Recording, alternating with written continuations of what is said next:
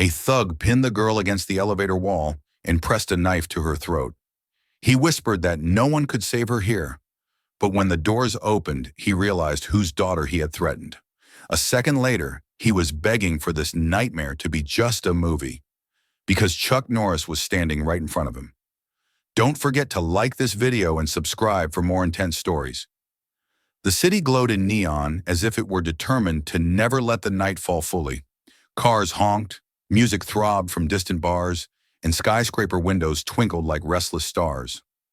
Emma Norris stepped out of the taxi first, heels touching the polished pavement in front of one of New York's most luxurious hotels. She inhaled deeply, letting the excitement pulse through her. This was her new life beginning. Behind her came her father, Chuck Norris, who stood straighter than any man she knew, shoulders relaxed yet carrying a lifetime of alert intuition. The doors of the hotel rotated automatically, offering a glimpse inside. Marble floors gleamed like still water, chandeliers dripped gold, and the air carried a soft perfume of wealth and exclusivity. Guests strolled by in designer shoes, bellhops carried luggage with swift precision, and a pianist played quiet jazz somewhere just beyond view. Emma's eyes shone. It all felt like a cinematic opening. "This place is something, huh?" she said, turning to Chuck with a proud smile. He nodded once, giving the lobby a quick but thorough scan. Years of danger ingrained in him the habit of observing exits, cameras, suspicious behavior, but he allowed himself a small smile too. "It's beautiful, and you deserve every good thing coming your way." She felt warmth at his words. The new job, her first real step into independence, was a milestone that had taken years of schooling and ambition to reach. It wasn't lost on her that he had always been there, behind her, ready to catch her if she stumbled. Tonight, though, she wanted to show him she was ready to stand on her own. They walked together toward the reception desk. Emma checked her phone, finding the message from her future boss. "Welcome to New York. We're thrilled to have you on the team." Her chest fluttered, thrilled. She wanted to be someone worthy of that word, but Chuck noticed the slight anxiety behind her excitement. He leaned closer. "It's okay to be nervous," he said. "I'm not nervous," she lied. "Right, and I'm a retired ballet dancer," he replied dryly. She rolled her eyes. I want to do things right, on my own, without you having to swoop in every time something happens." "You say it like I'm everywhere," he teased lightly. She laughed under her breath, though a hint of truth lingered unspoken. His protective nature was a blessing, sometimes a little too powerful of one. The receptionist greeted them warmly, starting the check-in process. While Emma signed the final form, she suddenly felt something, a shift in the air, a disturbance behind her. Before she even turned, she heard a low grunt and the sharp scrape of a shoe against marble. She pivoted just in time to collide with a tall figure. Her phone nearly slipped from her hand. The man she had crashed into towered over her, shoulders wide beneath a black leather jacket, the zipper glinting under the chandelier's light. His jaw was square, lips curled into a disgusted sneer. "Watch where you're going," he growled. Emma blinked. "I'm sorry, I didn't." "I don't care what you didn't," he snapped, stepping closer. His breath carried the scent of alcohol and anger. "Some people think they can walk around here like they own the place." She tried stepping back, but his hand shot out and clamped around her wrist firm, uninvited, threatening. The shock of the contact froze her breath for a moment. "I said I'm sorry," she repeated, trying to keep her voice calm. "Let go of me." "Or what?" His grip tightened, his thumb pressing into her skin, stealing her control. "You'll go cry to Daddy?" Before Emma could speak again, a shadow cut between them, a presence, a silence so heavy that it commanded attention. Chuck Norris. He didn't shove the man or raise his voice. He simply stood in front of his daughter, every inch of him exuding a quiet, lethal certainty. His eyes weren't loud, but they were the kind that made grown men reconsider their life decisions. "Let go of her hand," he said evenly, clearly. The man Colin, though Emma didn't know his name yet, snorted. "Who the hell are—" "I'm her father," Chuck interrupted. His gaze sharpened like a blade. "And I won't ask twice." Colin stopped. His eyes narrowed as recognition flickered across his expression. The sneer stuttered and fell. He reluctantly released her wrist, but not without dragging his fingers off her skin like he was peeling off a claim he'd still try to reclaim later. Emma rubbed her wrist instinctively, shocked by how quickly everything escalated. Chuck didn't take his eyes off Colin even for a second. "You all right?" he asked his daughter, without turning his head. "Yes," she murmured, wishing her voice sounded stronger. Colin scoffed to disguise his embarrassment. "Keep your girl on a leash," he muttered, loud enough for only them to hear. Chuck took one step forward, not aggressive, but undeniably final. "Leave," he ordered. "Now!" Colin's jaw clenched. His pride fought against his fear, but eventually the fear won. He stepped backward, maintaining eye contact as long as he dared, before turning and stalking away, fists balled tight, shoulders tense with humiliation. Hotel staff froze behind counters. Guests pretended they hadn't been watching. When danger passed, everyone returned to their expensive conversations as though nothing had happened. Chuck finally shifted his attention to Emma. "Do you want to sit for a moment?" "No," she said too quickly. She tried to smile, though it trembled. "Really, I'm fine." He studied her face carefully, knowing she wanted to seem stronger than she felt. Pride warmed his chest. Fear lingered too. In their room elevator, silence hovered between them like an unspoken argument. Once the doors opened and they entered their suite, Emma tried to gather her voice. "You didn't have to step in like that," she said, setting her purse down. Her words weren't harsh, just conflicted. Chuck raised an eyebrow. "He grabbed you." "I know, but I could have handled it. I don't want everyone thinking I need you to fight my battles." He sighed softly and sat on the nearest chair. It wasn't a battle. It was a line crossed. He paused, looking at her with fatherly tenderness hidden behind a hardened shell. "Emma, there's a difference between letting you grow up and watching someone hurt you." She looked away, arms folded, not in rebellion, but to hold herself steady. "I want to prove I'm ready for this, that I can live here without depending on you." "You don't have to prove anything to me," he said. She didn't respond. The tension was not anger. It was fear wrapped in independence. She wanted freedom. He wanted her safe. Both desires were valid and collided in the middle. Later, when Emma showered and changed into comfortable clothes, Chuck stepped out onto the balcony. He stared down at the sprawling city, so full of life and danger. He knew predators when he saw them. And that man downstairs hadn't looked like the kind to let humiliation go. He didn't trust the comfort this hotel pretended to offer. Unbeknownst to father and daughter, Colin had not gone far. He sat at the bar, jaw pulsing with quiet fury as he nursed a whiskey. His bruise wasn't on skin, it was on ego. He replayed the moment of refusal, the moment he had to back down. Rage simmered hot beneath his leather jacket. He'd been warned, but men like him never accepted warnings. He stared at the reflection of himself in the bar mirror, then shifted his gaze to the elevator at the far side of the lobby. The one Emma had stepped inside. His lip curled upward, more snarl than smile. No one embarrassed him, and he wasn't finished with her yet. Upstairs, Emma sat on her bed scrolling through her messages, forcing the evening's incident out of her mind. Chuck finished one last sweep of the suite doors locked, windows secure, then took a final look at his daughter. He didn't say another word about what happened. He simply said, "I'm proud of you." She smiled softly, truly this time. "Good night, Dad." "Good night, Emma." The lights dimmed, curtains closed. The city outside continued its electric heartbeat. Inside, two very different kinds of tension settled. The vulnerable tremor of a young woman determined to stand on her own, and the stone-solid vigilance of a father who knew the world too well to let his guard down. And somewhere below them, in the dark hum of the lobby, a pair of hateful eyes planned the next encounter. The night wasn't done writing their story. Colin sat hunched on the leather stool at the far end of the hotel bar, the dim lighting reflecting off the bottles behind the counter like fragments of broken glass. His drink sat untouched now. The initial burn of whiskey had long ago given way to a boiling heat inside his chest that alcohol couldn't quench. Each time he replayed the moment in the lobby, Emma's wrist slipping from his grasp, that man's command, the humiliation in front of strangers, his grip on the glass tightened until his knuckles turned white. He could almost hear the sound of his pride cracking, splintering into rage. He had spent his life being the one others stepped aside for.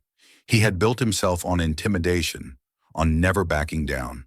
And yet that cowboy-looking stranger had spoken just one sentence, and he'd been forced to retreat. Chuck Norris, he knew the name well enough. Some washed-up action star with a reputation based on tall tales and Hollywood fights. What gave him the right to embarrass Colin? Who did he think he was, stepping between a man and what he wanted? Colin muttered curses under his breath, his jaw clenching until his teeth ached. The bartender cast nervous glances his way, but knew better than to speak. No one willingly engaged a man radiating that kind of fury. He signaled for another drink, but after sliding the glass over, the bartender made himself scarce. It wasn't just rage that consumed Colin, it was entitlement. He believed that Emma should have been grateful for his attention. People like her, privileged and pampered, thought they were above men like him. He convinced himself that she deserved to be knocked down a few pegs. And her father? Just another arrogant old man pretending to be a protector. Colin couldn't wait to prove they were wrong. Upstairs, the world felt softer. The suite was quiet except for the low hum of the city crawling under the windows. Emma changed into a t-shirt and pajama shorts, but the events of the evening clung to her like a shadow she couldn't shake off. She stood in front of the bathroom mirror, fingertips brushing the faint redness on her wrist where Colin had held her. The skin wasn't broken, the pain wasn't sharp, yet her heart still fluttered uneasily, as though the imprint of his hand lingered deeper than the surface. She closed her eyes and took a slow breath. She wouldn't let fear dictate her feelings. She had spent years preparing for independence. She wasn't going to let a single unpleasant encounter ruin that. But even as she straightened her shoulders, she knew the truth. It had shaken her more than she wanted to admit. When she stepped back into the living room, she found her father standing near the glass balcony door, staring down at the panorama of city lights. His silhouette looked impossibly solid-like. The city itself had shaped skyscrapers trying to imitate his stance. "You're still awake?" she asked softly. Chuck didn't move at first. "Couldn't sleep," he replied, keeping his eyes fixed on the streets below. "You're thinking about what happened," she said, leaning on the arm of the sofa. "I'm thinking about the kind of man who grabs a young woman he doesn't even know," Chuck answered. "Men like that don't let things go." She frowned. "Dad, it's over. He's gone." "He walked away," Chuck corrected. "There's a difference." Emma's throat tightened. She sat down, drawing one leg up to her chest as though trying to fold into safety. "You're worried about me." "Of course I am," he said without hesitation. "I always will be." She knew that. She appreciated that, but she also feared being smothered by it. "I don't want to feel like I'm constantly under your guard," she said. "That's not freedom."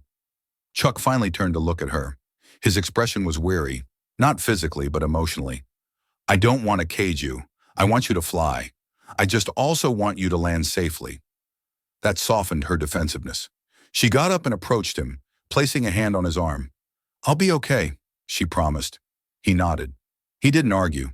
He didn't say he doubted her, but she could still see it in his eyes, the silent fear only a parent could carry.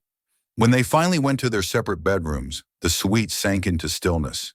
Yet rest didn't come easily. Emma tossed beneath cool sheets, replaying her stumble into Colin, his sudden anger, the grip, the voice dripping with contempt. She squeezed her eyes shut. It was nothing, she told herself, just a run-in with a jerk. New Yorkers saw this kind of attitude all the time, and she would soon become one of them, thick-skinned and unshakable. But beneath that determination, a whisper of doubt gnawed. The hours deepened. Shadows crawled longer along the walls, and far below the elevator chimed occasionally, its doors sliding open and closed with mechanical innocence. Back at the bar, Colin finally pushed away from his stool. The anger had simmered into something quieter and far more dangerous. Intention.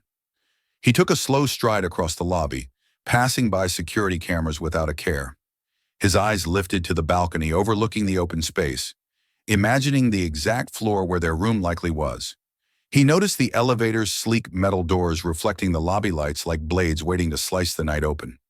"I'm not done yet," he murmured. Near closing time, two other men entered the bar, boisterous and laughing. Colin caught a fragment of their conversation. Something about movie stars and hotel gossip. He turned his head slightly. "What's that?" he asked, his voice low but loaded. One of the men looked his way, confused by the interruption. "We were just talking about that guy who checked in earlier. Chuck Norris. You know, roundhouse kicks, beating up tanks, the memes. Crazy he's here." The name alone scraped against Colin's pride. It confirmed what he already knew. The stranger who'd ordered him to release the girl was someone famous. Someone the world admired. It made the humiliation sharper. "I heard he's here with his daughter," the other man added, chuckling. "Lucky girl dad's a living legend."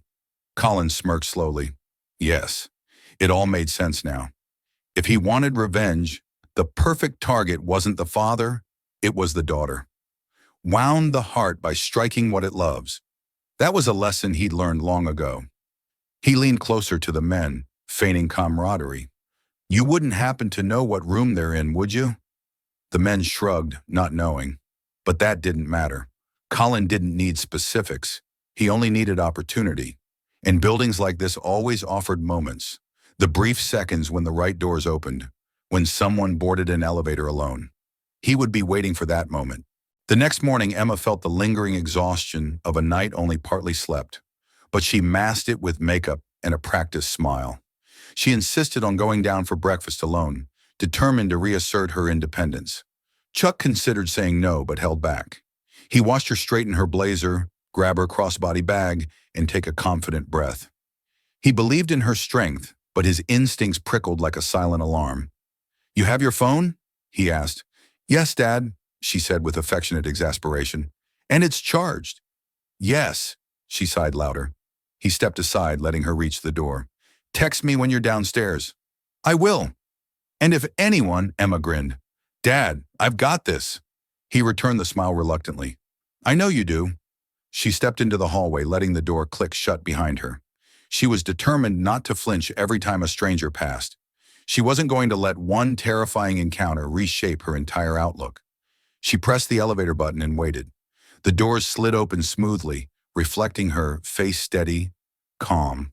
She entered, alone. As the elevator descended, she exhaled deeply, convincing her heartbeat to slow. The soft instrumental music played overhead, overly cheerful for early morning. When the doors opened into the lobby, sunlight streamed through the tall windows, warming the floor. Everything seemed normal. She texted Chuck as promised. "Made it." "Good," came his instant reply.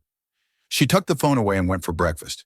The dining area was lively, guests chatting over fresh pastries and steaming coffee. She took a seat by the window, enjoying the bright buzz of morning. For a short while, she forgot danger existed at all. Unseen by her, across the lobby, a pair of eyes found her, watching, waiting. Colin slouched back in a corner booth, baseball cap pulled low to disguise his face. His bruised ego had hardened into a singular purpose. He studied Emma's movements, her smiles to waiters, her vulnerable humanness. The certainty formed in his mind like stone. He would take back control, and he would do it in a way she and her father would never forget. Emma finished breakfast, paid, and returned to the lobby. She looked toward the elevators, her path back upstairs. Suddenly, her stomach tightened. Something about the stillness near those metal doors felt wrong, but she shook it off, blaming nerves. She pressed the elevator button. The door opened. Empty. Just a normal morning. She stepped inside. Colin's lips twitched upward.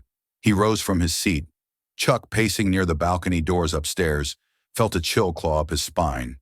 He didn't see anything, didn't hear anything, but his instincts, those instincts that had kept him alive through more battles than he could count, flared with sudden urgency. He texted Emma, "You okay?" No reply. The message hovered, unread. Chuck slid his phone into his pocket and moved toward the staircase, his pulse thrumming faster.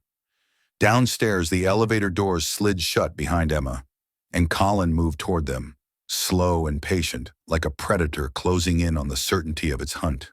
The anger had not slept, and soon it would strike. The elevator doors slid shut with a soft metallic whisper, sealing Emma inside. She stood tall, shoulders back the way she had practiced whenever she needed confidence to be more than a feeling. She needed it to be a presence. Her phone sat in her hand, and she glanced down at the unanswered message from her father, resolving to reply once she reached the room. One floor passed, then another. Everything felt routine. The elevator glided upward smoothly, nothing out of place, nothing unusual. She exhaled, relieved by the normalcy.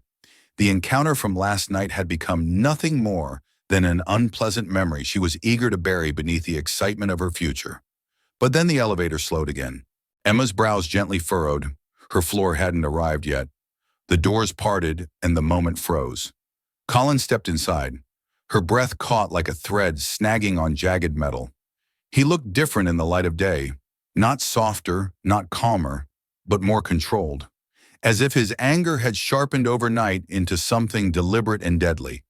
He didn't acknowledge her immediately, instead turning his back to hit a random button, one that led upward into quieter, sparsely occupied floors of the hotel. Then his eyes shifted to hers. The same cold malice glimmered there, a hunter acknowledging prey. Emma's pulse surged. She moved slightly to the side, increasing the distance between them without making it look like fear. She wouldn't give him that satisfaction. Not again. "Morning," Colin muttered, voice like gravel scraped across pavement. She didn't respond. She didn't need to, but ignoring him was exactly what he wanted her to do. The air thickened with tension as the elevator resumed its ascent. She kept her gaze trained on the panel of numbers, silently willing the elevator to hurry. Just one more minute, 30 seconds, anything. But the digital screen blinked and then flickered. A sudden jolt shook the elevator violently, rattling her bones. The lights stuttered and dimmed. The elevator groaned to a stop. Emma's heart leapt into her throat. She tapped the door open button. Nothing. She pressed the call button. The speaker crackled but emitted only static. Colin lifted his hand slowly, revealing the bright red emergency stop button pressed in under his thumb. Her blood ran cold. He smiled, not with joy or humor, but with cruelty savoring its moment. "Miss me?" Emma forced herself not to flinch. She kept her voice steady, though her chest felt like it was collapsing inward. "Don't do this." "What? Talk?" His tone dripped with mock innocence. "Or is it that you don't want me this close?" He stepped toward her. The walls suddenly felt much smaller. Emma's breathing sharpened as she retreated until her back touched the cold metal surface. Her mind raced for an escape route, but there wasn't one. Not here. Not in a suspended box hanging in a shaft of concrete and steel. "You know," Colin began, as he reached up and touched a lock of her hair, letting it slide through his fingers. "I spent all night thinking." His eyes bored into hers, hungry for the fear that trembled beneath her skin. "Thinking about how you made me look. Like I'm nothing." He slammed his hand against the wall beside her head, making the elevator quake. Emma gasped despite herself. He leaned in closer, his face inches from hers. "But I'm not nothing," he hissed. She swallowed, throat painfully tight. "My father will—" He laughed harshly and cut her off. "Your father isn't here." Then in a low, venomous whisper, "It's just you and me." She tried to slide sideways, but he planted an arm across her path, trapping her between a corner and his imposing frame. Panic clawed up her spine. She needed to think. She needed air. She needed control. "Why are you doing this?" she asked, stalling for time. If she could keep him talking, someone might notice the elevator stuck. Her father certainly would. He always did. "Because you should have shown me respect," Colin growled. "People like me don't get disrespected." "You mean people like bullies?" she shot back, though fear nearly strangled the words. His grin widened, revealing teeth like a snarl. "Maybe you shouldn't provoke me, princess." Emma's gaze flicked downward as his hand reached behind his jacket. Her skin turned to ice as he pulled out a knife. Not flashy, not oversized, just simple and efficient, made for one purpose. "No," she breathed, barely audible. "Yes," he replied, savoring her reaction. He lifted the blade and angled it so the dull fluorescent glare glinted off the sharpened edge. Then he pressed it against her throat. The cold metal kissed her skin with a threat that made every bone in her body feel like fragile glass. She froze completely, too terrified to even tremble. "That's better," he whispered. "Quiet, scared. Exactly how you should be." Her fingers clenched at her sides, nails digging into her palms. She could feel her pulse pounding against the steel, each heartbeat a countdown to something unimaginable.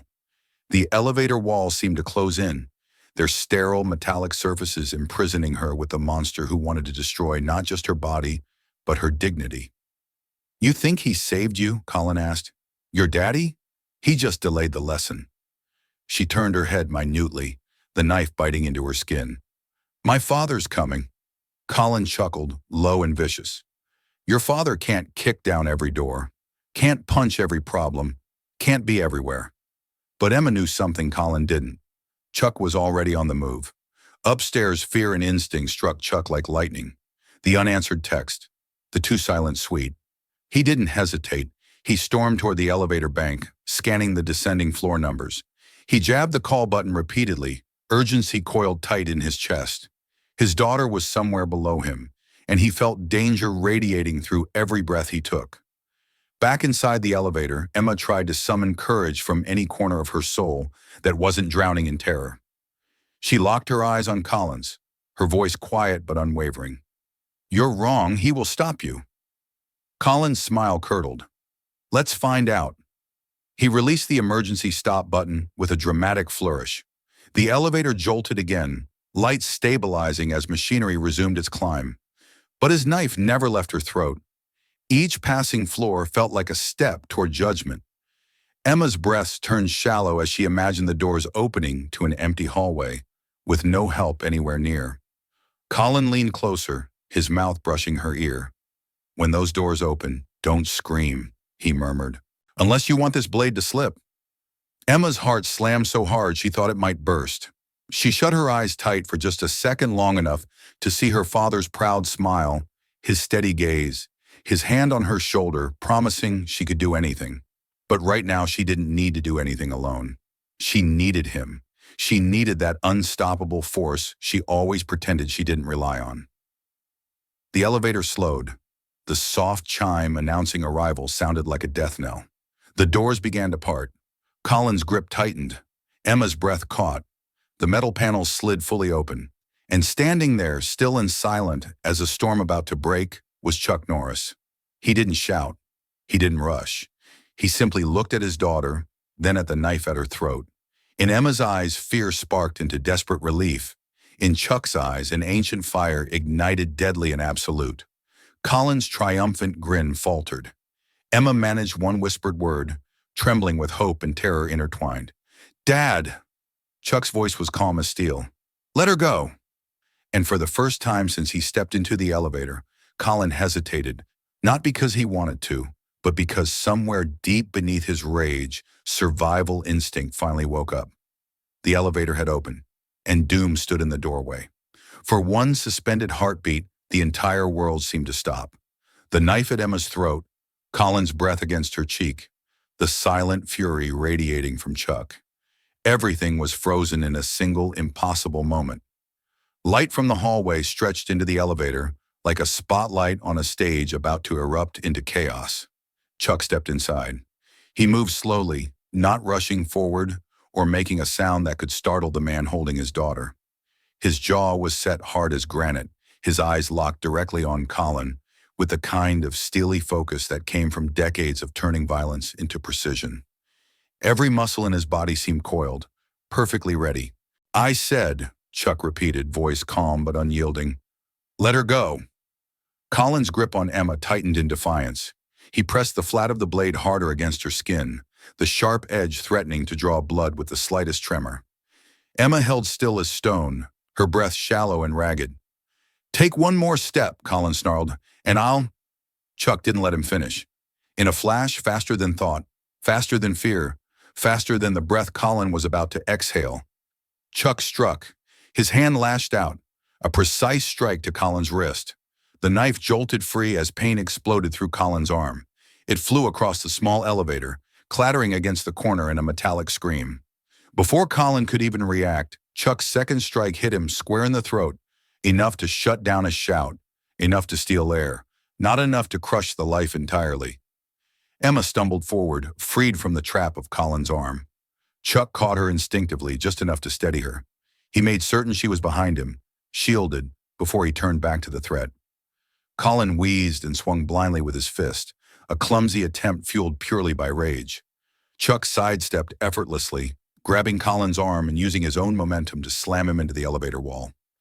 Metal rattled with the impact, the sound echoing like a gunshot up the shaft. Colin tried to recover, reaching for Chuck's neck with his other hand, but Chuck blocked the strike with a sharp forearm push, then drove his fist into Colin's ribs. Bone and soft tissue cried out in protest. Colin gasped, buckling slightly, but anger refused to let him fall. He lunged again, wilder now, desperate. Chuck caught him by the collar and pulled him forward, delivering a devastating blow from his knee into Colin's gut. Air whooshed out of Colin's lungs in a violent cough. He staggered, striking the corner edge of the elevator before collapsing to one knee. Emma looked on with wide eyes, her heartbeat thundering in her ears. She could barely process how quickly everything unfolded. One moment, she had been staring down a nightmare, and the next, her father had turned that nightmare into nothing more than a pathetic man gasping for breath. But Chuck wasn't finished. He approached Colin with the deliberate weight of justice. "You picked the wrong girl," he said. The words were calm, dangerously so. Colin spat toward him, fury cracking in his voice. She needed to be taught." Chuck grabbed him by the front of his jacket and hauled him upward, slamming him once more against the metal wall. The entire elevator shuddered. Colin's feet barely touched the ground. "She doesn't need lessons from cowards," Chuck said. Colin's head hung slightly, dazed. His limbs were weak from the beating. His mind scrambled to regain control. But there was no fight left in him, not against this. Chuck eased his grip just enough for Colin to collapse fully to the floor. Outside the elevator, terrified gasps erupted. Several hotel guests and employees had gathered, alerted by the commotion. Hotel security rushed toward the scene, hands hovering over tasers, unsure if they needed to intervene or step back. They recognized the danger, but also recognized the man who had contained it. Emma stumbled into the hallway, shaking violently. Her lungs finally remembered how to breathe. Chuck turned to her immediately. "Are you hurt?" he asked. "No," she whispered, though a faint scrape marked her neck. Her voice trembled, and tears threatened to spill. "Just scared." He reached out, touching only her shoulder, carefully, protectively. "It's over now." Colin groaned weakly on the elevator floor, barely conscious. Two security officers came forward to restrain him, pinning his arms behind his back, while one retrieved the knife with a gloved hand. The flashing lights of a descending police elevator signaled that authorities were on their way. Chuck stepped aside only once he saw Emma was safe. A police officer approached, asking questions with the urgency of someone trying to understand the explosion that had just happened. "What exactly occurred here?" the officer asked. Chuck answered succinctly. "He assaulted my daughter. I disarmed him. Security witnessed the aftermath." The officer nodded, recognizing facts that fit too clearly into the scene before him. "We'll need statements from both of you. Let's move away from the area." As the police handcuffed Colin, his head lolled sideways. His glare found Emma even through the dizziness of defeat. There was still hatred there, still that poisonous entitlement. But there was something new too: fear. The fear of a predator who realized the prey he chose was protected by a lion. He tried to speak, but every word came out as a rasp, his throat still aching from Chuck's strike. The officers dragged him down the hallway toward the service elevator, his boots scraping against the carpet. Emma's knees threatened to give out, but she stayed upright, refusing to show weakness any longer. She pressed her hand to her chest, trying to calm the panic still swirling within. Chuck walked beside her, lending strength without having to say a word. Once they reached a quieter area of the hallway, he turned to her fully. "Emma," he said gently, "you're safe." Her breath stuttered. The adrenaline draining from her body left her cold and trembling. When she finally met his eyes, tears slipped free, not from fear alone, but from relief so overwhelming it hurt. "I thought," she choked on the sentence, "I thought you might be too late." Chuck placed both hands lightly on her arms. "I will never be too late," he said. His voice carried the weight of a vow deeper than any promise made in words. She stepped into his embrace then, collapsing into the only place in the world that felt absolutely safe. His arms tightened around her as though he feared letting go would allow danger to slip back into existence. Even the hotel corridor seemed to hold its breath at the sight. Police radios crackled nearby. Guests whispered. Security tried to maintain control of the rapidly unfolding situation.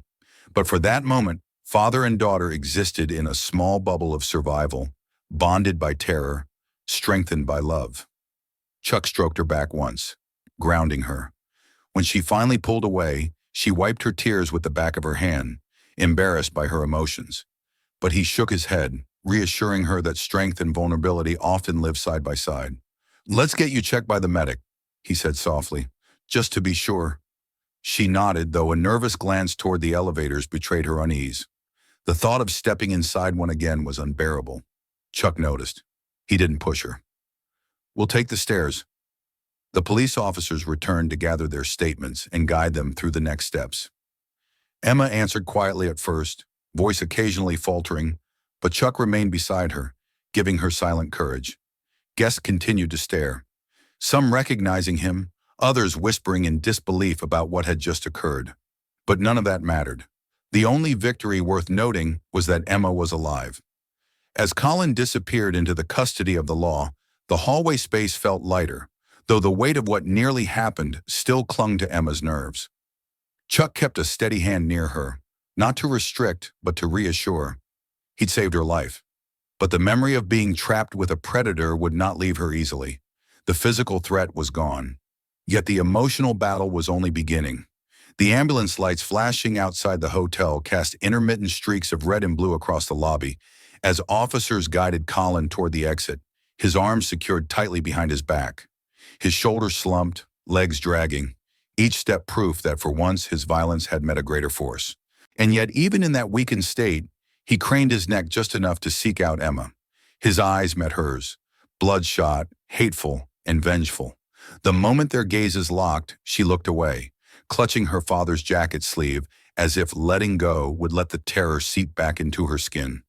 Police escorts moved quickly, and the doors shut behind them with a heavy thud, leaving silence in their wake, thick, tense, unreal.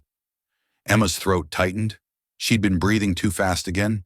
She tried to steady her inhale, then her exhale. The medic checking her neck with gloved hands kept saying gentle, soothing things, but her ears only picked up faint static. She held her father's hand, not because she was afraid he'd leave, but because she needed something to anchor her to the present moment. The metallic smell of the elevator still clung to her memory, the cold press of steel on her throat, the sound of the emergency stop button clicking, Colin's voice dripping with control. She blinked rapidly. Not now. Not in front of all these people. "You're lucky," the medic said quietly as he removed his gloves. "Another inch, and that would have been a very different night." He gave her a sad, kind smile and stepped aside. Lucky. The word felt wrong. Luck was winning a raffle, finding exact change in your pocket, or catching a green light when running late. This wasn't luck. This was her father. Chuck kept his arm around her shoulders, guiding her to a quieter sitting area away from the stairs. He thanked the medic and the officers with a nod, but his jaw stayed tight, every muscle in his face still locked in that cold, controlled rage that only softened when he looked at her. "You should take her up to the room," one officer said. "We'll need your statements shortly. Just take a breath." Chuck nodded again, but remained still for a moment, his gaze fixed on Emma like she was the only reality in the room. "You want to lie down?" he asked softly. She shook her head. "Not yet." Her voice was thin, strained at the edges. They made their way upstairs using the stairs as she insisted, neither of them willing to test fate in those metal doors again. The carpeted hallway above felt too quiet, too polished, too indifferent to what had transpired mere floors below. Once inside the suite, Emma sank onto the bed, legs finally buckling under the adrenaline's retreat. She stared at the floor for a long moment before whispering, "I should have gone with you. I should have stayed close. I shouldn't have thought I could just handle everything alone." Chuck knelt in front of her, lifting her chin with the softest touch. "Hey," he said, "look at me. You have nothing to be ashamed of." "I froze," she murmured. "I thought I was strong. And then—" Her voice cracked. She swallowed, forcing back the tears gathering in her eyes. I wasn't strong at all. Chuck's brow furrowed in pain, not for himself, but for her. Strength isn't pretending you're not scared. Strength is surviving, despite the fear. You stood there, you stayed present, and you're here now. That's strength. Emma looked into his eyes and searched for a flaw in his reassurance. A lie, a softness he didn't truly believe. But there was none. Just unwavering truth and love. Her hands trembled. Chuck noticed and sat beside her, placing a steadying hand at her back. Time moved differently in moments like this. Each minute stretched painfully long. I don't want you to think you failed, he added quietly. All you did was trust that people wouldn't try to hurt you. That's not a failure. That's humanity. Emma leaned into him, resting her head against his shoulder. If you hadn't come when you did, he tightened his hold. But I did. Minutes passed without words. The hum of the air conditioning, the muffled bustle from the street below, these sounds tethered their silence. Eventually a knock sounded at the door, a reminder that the world still waited. Two officers stood with clipboards, apologetic but firm. They asked both Emma and Chuck to recount the incident in detail. Chuck spoke first, describing each moment with precise clarity. Emma listened, and while the memory of the knife made her stomach clench violently, she took a deep breath and began her part when they turned to her. Pieces came out broken at first. She paused when her voice faltered, but she pushed through. Her father sat just close enough that she could feel the quiet assurance emanating from him, but he didn't speak for her. That mattered. She needed to reclaim her voice. When they finished, the officers reassured them that with the evidence and multiple witnesses, Colin would not see freedom anytime soon. He had a file thick with complaints, violent altercations, allegations unproven but likely true. The system had given him too many passes. Not this time. After the officers left, the hotel manager arrived, nervous, sweating, tripping over apologies as he offered a compensatory package of free extended stay, upgraded amenities, and future visit credits. Chuck cut him off politely but curtly. We're not here for hotel points or gifts, he said. We expect safety. Of course, the manager replied frantically. We are investigating how a guest like that slipped through our protocols. Additional security will be stationed on your floor for the remainder of your stay. Emma's gaze drifted to the window, not looking at the city, but through it. Her mind replayed the jarring intimacy of danger. No matter how many people promised safety now, it didn't erase what had already happened. She felt the cold of the elevator again, the walls closing in. She clenched her fists. Eventually, the manager left, and the suite was quiet again. Night crept back into the city below, lights flickering like stars sprawled across the earth. Chuck sat at the edge of the bed while Emma curled near the pillows, knees drawn up, eyes distant. I'm sorry, she whispered suddenly. Chuck turned sharply. For what? For telling you earlier that I didn't need you, that I wanted to handle everything by myself. She forced a breath. I was wrong. He shook his head. You weren't wrong to want independence. You weren't wrong to believe in yourself. And you aren't wrong now to realize that strength doesn't mean being alone. Emma's throat tightened again. I don't want you to think I'm helpless. I would never think that, he replied. Not even for a second. He paused before adding, but even the strongest people need someone in their corner. That isn't weakness. That's wisdom. Her lips trembled into a small smile, grateful and sad and proud all at once. They talked late into the night, not about fear, but about healing, tomorrow, and what came next. Chuck told her stories from his career, how even he had moments where the world felt too sharp and too dark. She listened in a way she never had before, understanding him as more than the unstoppable hero whispered about in jokes and myths. He wasn't invincible, but he never quit. Maybe that was real strength. As the hour grew late and her eyelids fluttered, she leaned against him once more. He stayed awake long after she fell asleep, keeping vigil beside her bed. His hand rested near hers on the blanket, not holding tightly, but close enough to catch her if darkness reached for her again. Tomorrow the sun would rise on choices she had to make. The trauma wouldn't vanish when the night ended. Emma knew that. Chuck knew it too. But she had survived.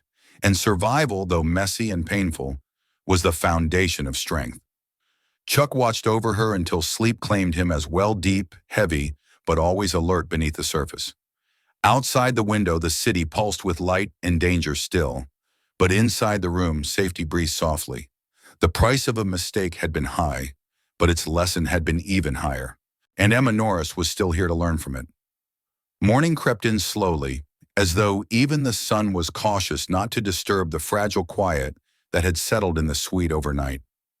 Soft rays spilled through the curtains, illuminating the room in a gentle golden wash. Emma awoke first, blinking up at the ceiling.